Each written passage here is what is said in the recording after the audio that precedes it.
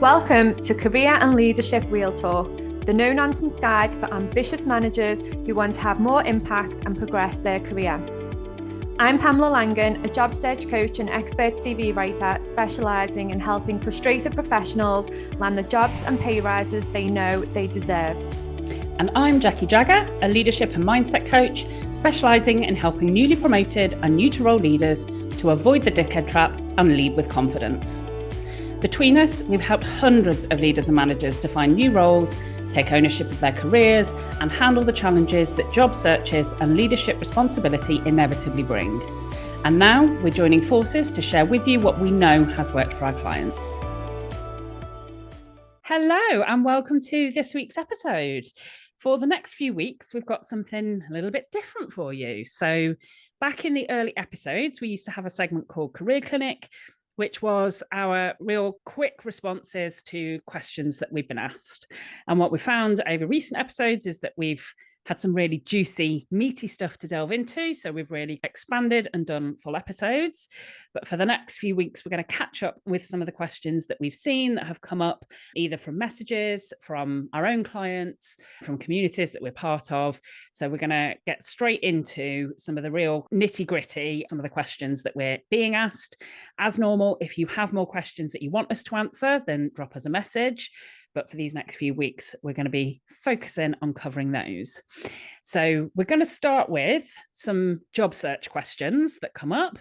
So the first one that's come up is around AI, which is a hot topic generally in terms of tech at the moment, but specifically, like, how do I use AI within my job search? Should I use it? And more specifically still, do I use AI to write my CV?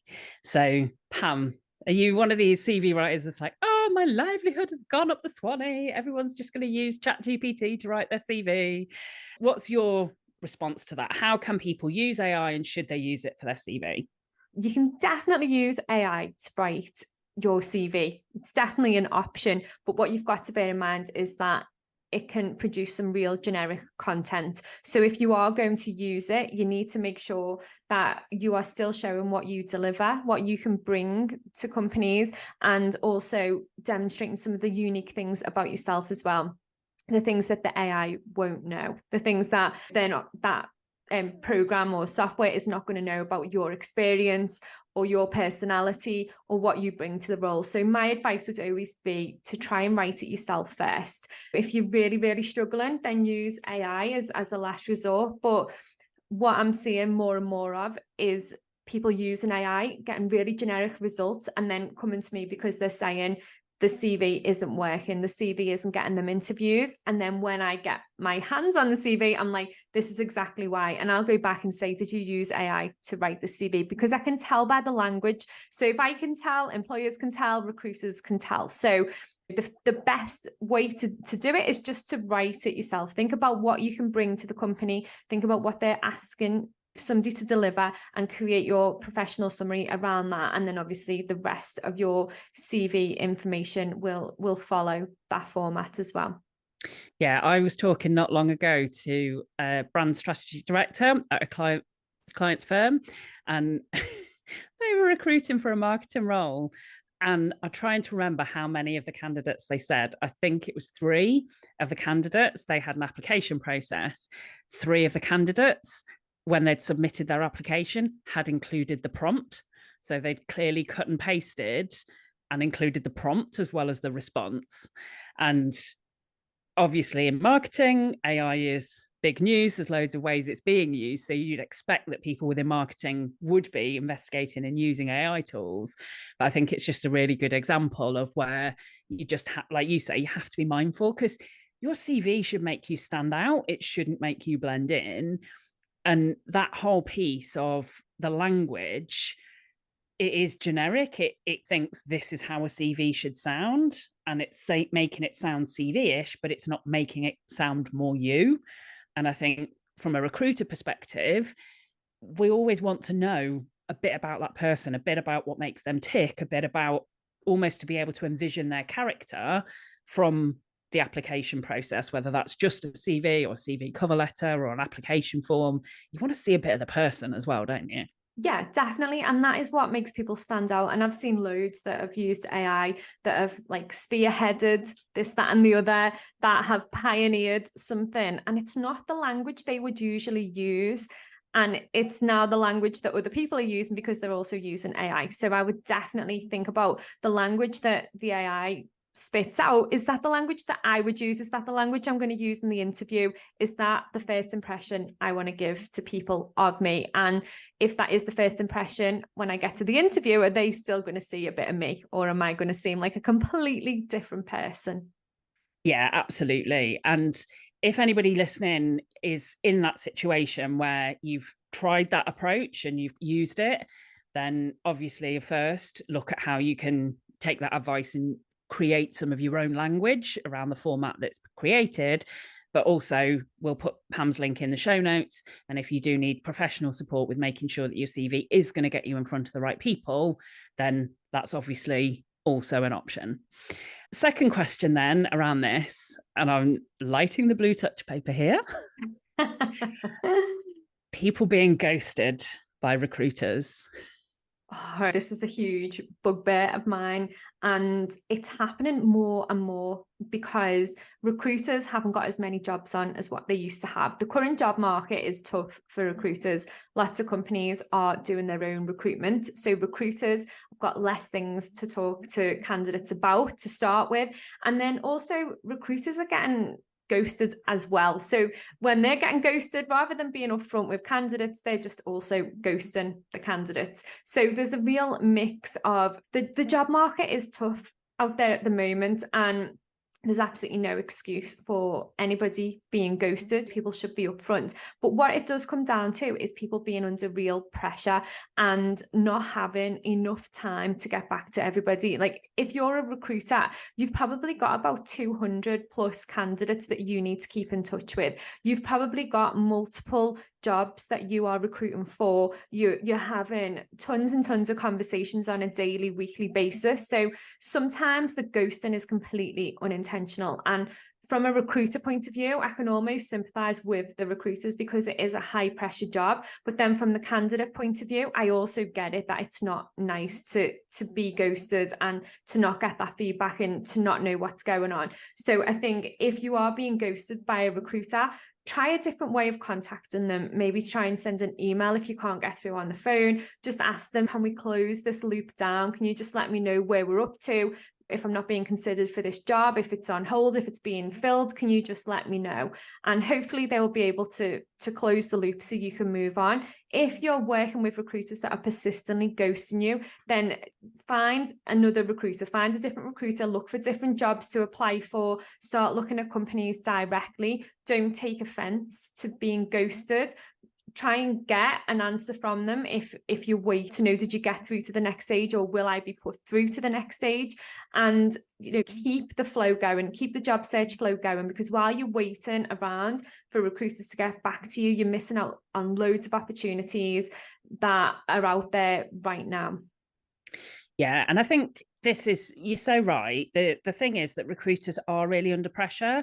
And I was doing some research recently, and it's so clear the difference on job boards now, how many jobs are being posted by recruiters versus how many are being posted by direct employers.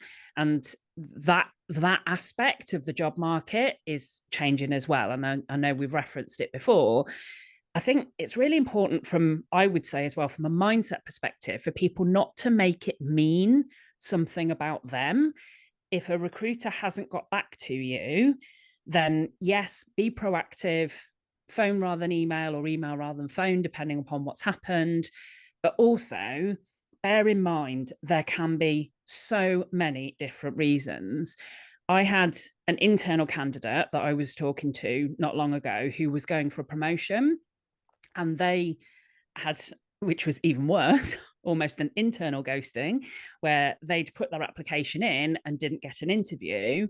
And when they spoke to the hiring manager, it was the way that the system was set up internally. And actually that role had been withdrawn because the hiring manager is now aware of something different. That means that potentially the structure is going to look different. So that role had actually been pulled, but there was no pre-set up option within the software to notify someone, thank you for your interest. Unfortunately, this role is no longer being recruited for.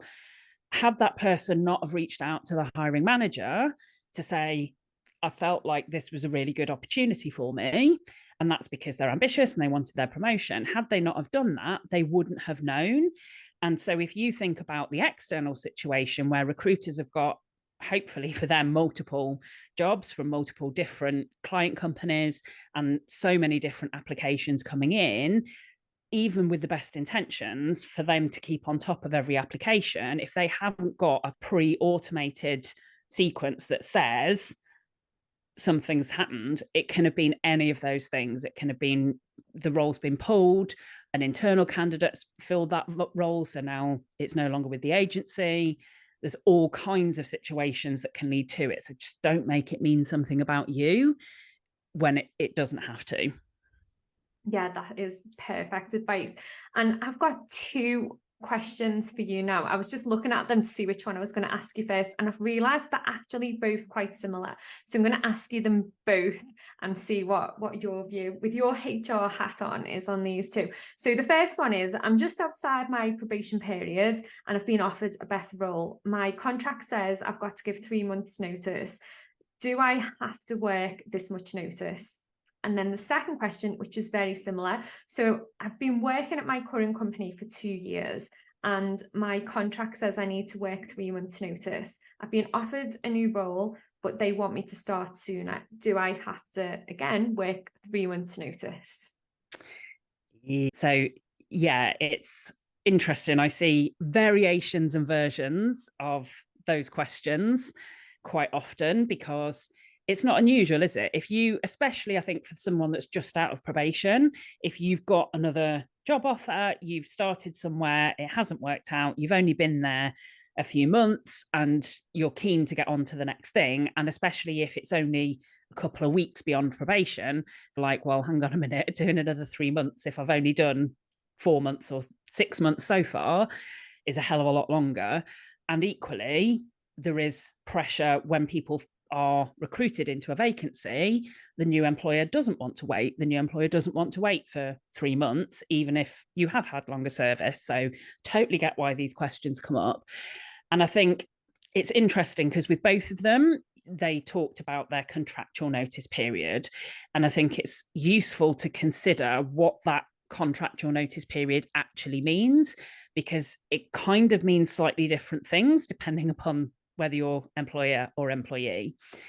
So the employer has an obligation, if they are serving notice to an employee, to pay them their contractual notice period, normally with exceptions. So if you are disciplined and it's gross misconduct, for example, then normally they don't have to pay you notice. But other than that, normally your contractual notice period is what applies. And as an employee, if they don't do that, because it's your contractual notice period, you can then put a claim in for the fact that they haven't paid you the wages that they're due. On the employee side, I feel like there's almost 2 things to balance here. There's the contractual position and there's also the moral or ethical position. So the contractual position is that you, in theory, do have to work whatever your notice period is, a month, 3 months, 6 months, unless you come to a mutual agreement with your existing employer. So that's the contractual position. However, the employer, the recourse that's available to them is to take you to court for breach of contract. And they can only then get back anything that they've lost. So in the same way that if they don't pay you your wage, you can take them to court, and that breach of contract has very clearly cost you X amount of wages.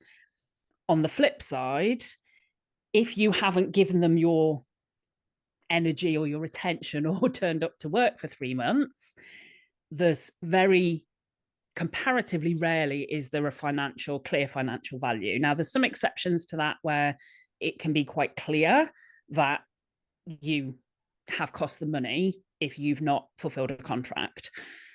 But the normal contractual thing is that if they were to try and take you for breach of contract, they actually find it very hard to prove that they've had any financial losses, and therefore it's relatively low risk to walk away or to insist on a shorter notice period, because the likelihood of them pursuing a claim when the chances of them winning and or getting very much from it are low.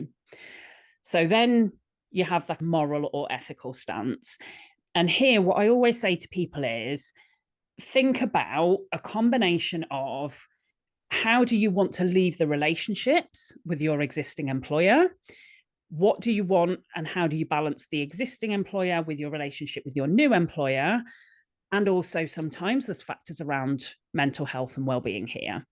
So the times that I would advise people to just really dig their heels in and say, that's it, is if you're in a really toxic environment and that sticking it out for another 3 months is going to absolutely drain you day in, day out for 3 months, and you'll get no thanks anyway, and they're just going to be a rotten employer to work for, then I would prioritize that, because you realistically, when you weigh up the chances, then realistically, they're probably not going to take you for breach of contract.